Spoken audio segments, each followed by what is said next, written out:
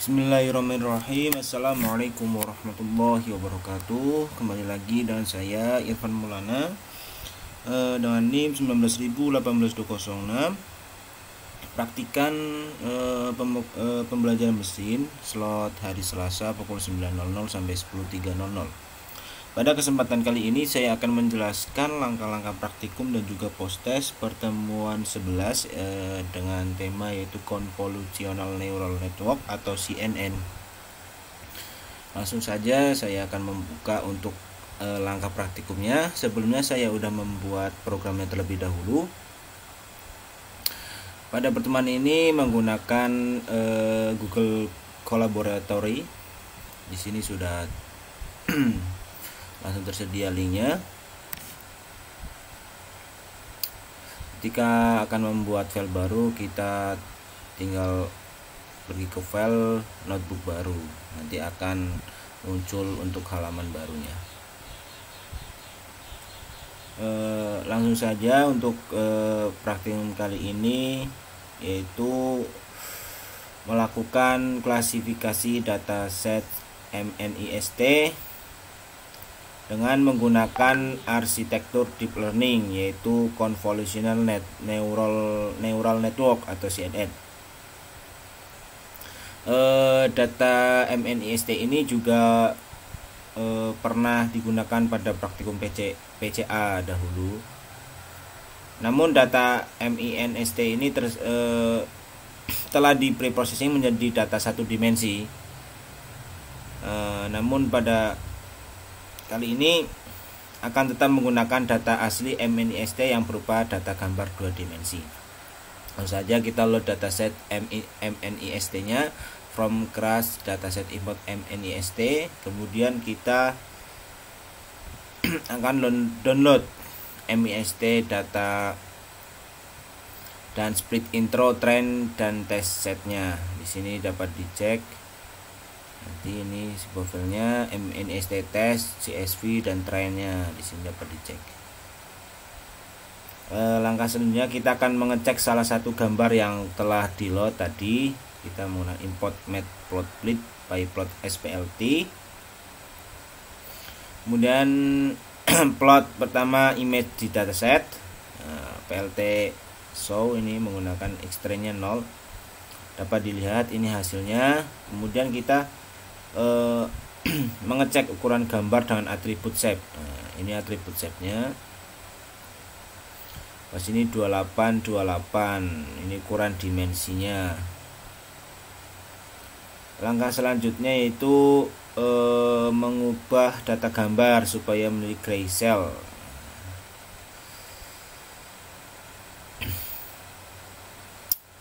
Angka 1 pada parameter keempat ini dari fungsi reshape menunjukkan gambar yang dibuat gray cell atau abu-abu. Di sini 281 ini menunjukkan abu-abu. Kemudian ini 6000 sebagai jumlah datasetnya.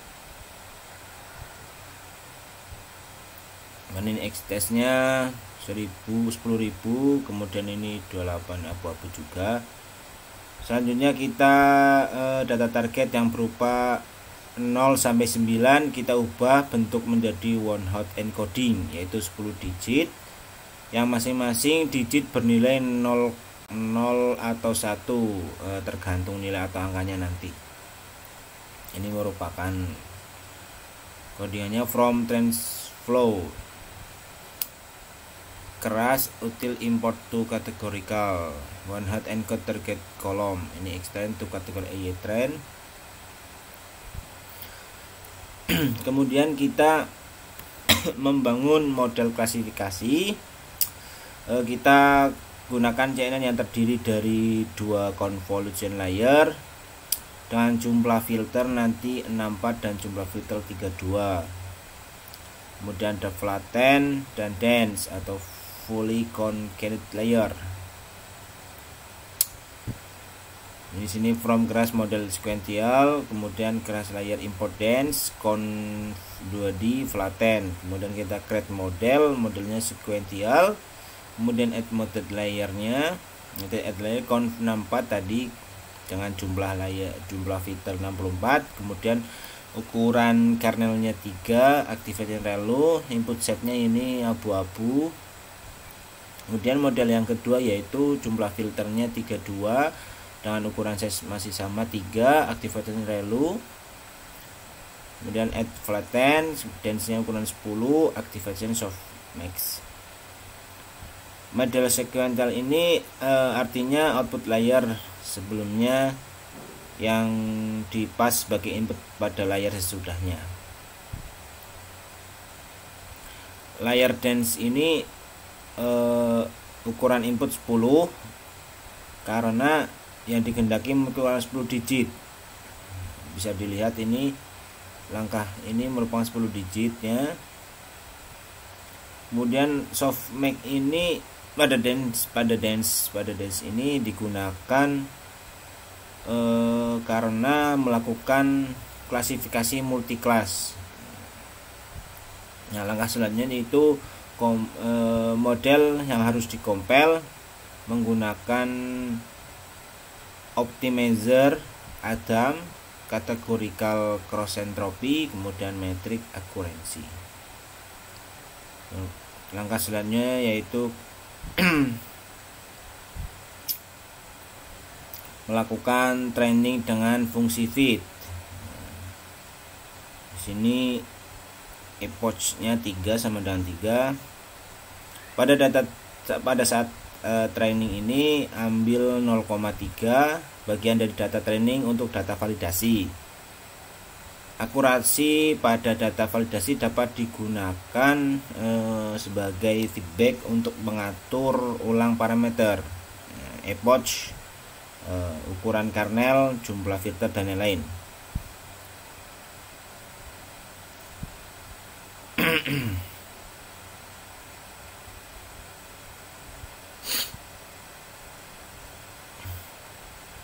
Kemudian kita melakukan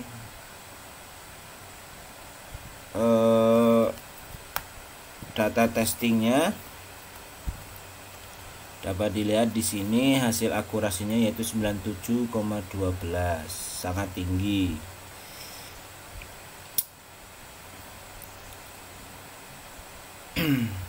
Pada hasil akurasi data validasi ini yang digunakan sudah sangat tinggi yaitu 97,12, sehingga parameter-parameter yang digunakan tidak perlu diatur lagi atau diubah lagi. Kemudian langkah selanjutnya itu melakukan percobaan dengan mengubah nilai parameter dengan pertama yaitu layar convolutionnya berjumlah filternya 50, kemudian ukuran kernelnya 2, nanti ada layar konvolusionalnya ada 100 dan ukuran kernelnya 3 dengan epochnya 5 nanti. Nah, kita membangun model untuk klasifikasi seperti langkah di atas. Di sini terdiri dari 2 convolution layer dengan layar con pertama jumlah filter 250, ukuran kernelnya 2, kemudian layar convol yang kedua yaitu 100, ukuran kernelnya 3. Sama seperti di atas, from class model import sequential.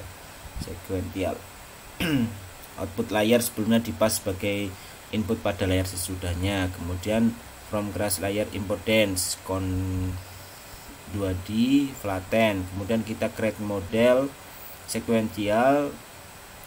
Ini untuk layar con pertama jumlah filter 50, ukuran kernel 2. Ini dapat dilihat ini jumlah filternya, ukuran kernelnya 2 masih sama dengan yaitu abu-abu. Kemudian layar con kedua yaitu jumlah filternya 100 dan ukuran kernel 3.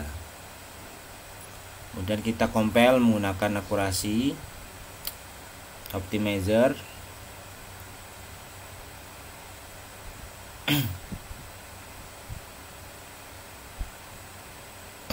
Kemudian kita melakukan training dengan fit epoch 5. Dapat dilihat di sini hasilnya itu ada 5 epochnya. Kita melakukan data testing dengan tingkat akurasi 97,19, bahwa akurasinya semakin meningkat.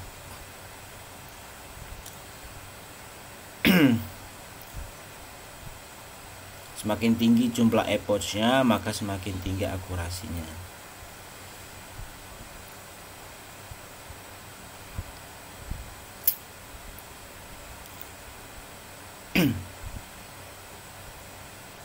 Kemudian untuk post testnya, yaitu sebutkan parameter apa saja yang perlu diset ketika membangun model convolutional neural network.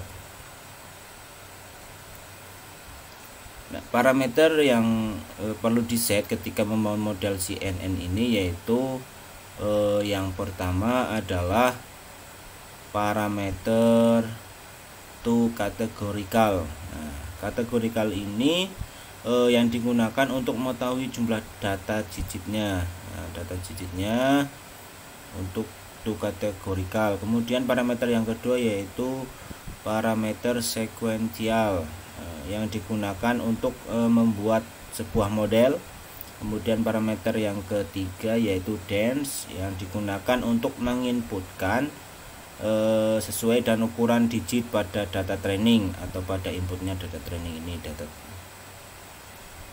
trainingnya. Kemudian parameter yang keempat adalah parameter conv 2D yang digunakan untuk setting jumlah filternya. Kemudian parameter flatten yang digunakan merubah dari matriks yang di polling layer menjadi satu kolom saja. Kemudian untuk yang nomor 2 yaitu apakah operasi polling wajib dilakukan, jika tidak apa alasan ketika tidak melakukan operasi polling. Nah, pada praktikum ini operasi polling itu tidak wajib digunakan. Dikarenakan apa? Dikarenakan tujuan dari penggunaan polling layer itu sendiri sudah digunakan untuk mengurangi sebuah dimensi feature maps sehingga mempercepat komputasi. Karena parameter yang diupdate ini semakin sedikit dan mengatasi juga overfitting. Mungkin itu saja yang dapat saya jelaskan pada praktikum pertemuan 11 ini. Apabila ada kurangnya saya mohon maaf. Sekian, billahi fisabilil haq fastabiqul khairat. Wassalamualaikum warahmatullahi wabarakatuh.